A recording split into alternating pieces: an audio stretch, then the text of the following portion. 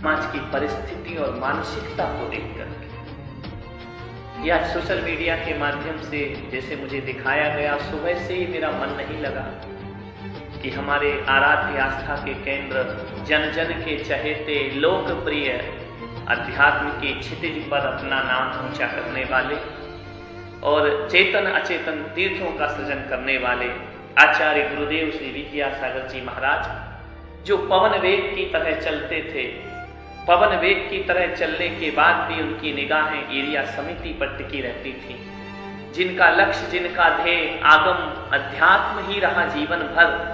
मैंने उन्हें बहुत निकट से देखा है, जाना है, भले मैं आज शारीरिक रूप से उनसे दूर हूं, लेकिन कह सकता हूं कि वे अपने आप के प्रति बहुत ईमानदार संत हैं, अपनी साधना के प्रति, अपनी तपश्चर्या के प्रति।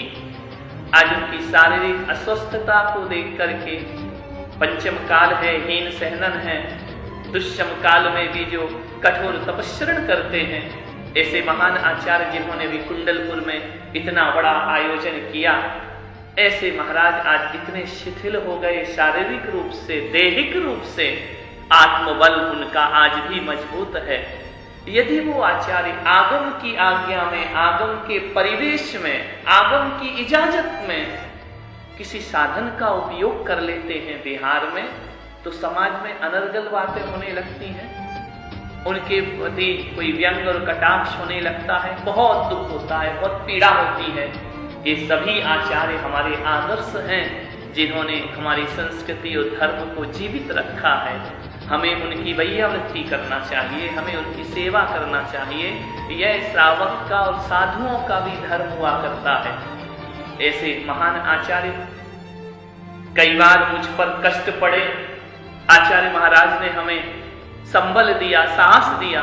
मुझे याद है कि जब मुझे कोरोना था और ऐसा लग रहा था कि अब मेरा जीवन नहीं बचेगा, तो मेरे गुरु आचार्य पुष्पदंत सागर जी महाराज और मेरे दादा गुरु, परम गुरु आचार्य विद्यासागर जी महाराज, मालूम है सुनील ब्रह्मचारी मेरे अति आत्मीय हैं, उन्होंने मुझे आशीर्वाद दिलाया था आचार्य महाराज से, आचार्य विद्यासागर जी महाराज से, जिन्होंने मुझे शक्ति प्रदान करी।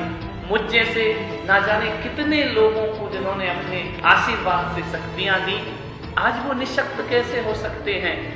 हम उनके लिए कुछ नहीं कर पाए, हम उनके ऋण से कभी उऋण नहीं हो पाएंगे।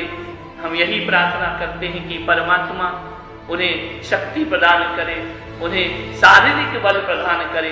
वृद्धावस्था है, क्या कर सकते हैं, लेकिन मैं समाज से इतना ही कहूंगा कि उनके लिए दुआएं करें, उनके लिए प्रार्थनाएं करें, मंत्र जाप करें। और इतना भी नहीं कर सकते हो तो अनर्गल बातें करने का अधिकार किसी को प्राप्त नहीं हुआ करता है। वह एक ऐसा निष्प्रह संत है जिस पर सारे देश के संतों को, सारे देश को, सारी संस्कृति को गर्व होना चाहिए। सदियों सदियों आचार्य विद्यासागर की ऋणी रहेगी हमारी ये श्रवण परंपरा। सदियों सदियों के लिए उनके ऋणों को चुकाया नहीं जा सकता है। आए हम सब मैत्री प्रामोद भाव रख करके आचार्य महाराज के स्वास्थ्य लाभ की प्रार्थना करें। ये वह रत्न है, वह कोहिनूर रत्न है जो अभी बहुत अपनी चमक देगा इस समाज को, संसार को।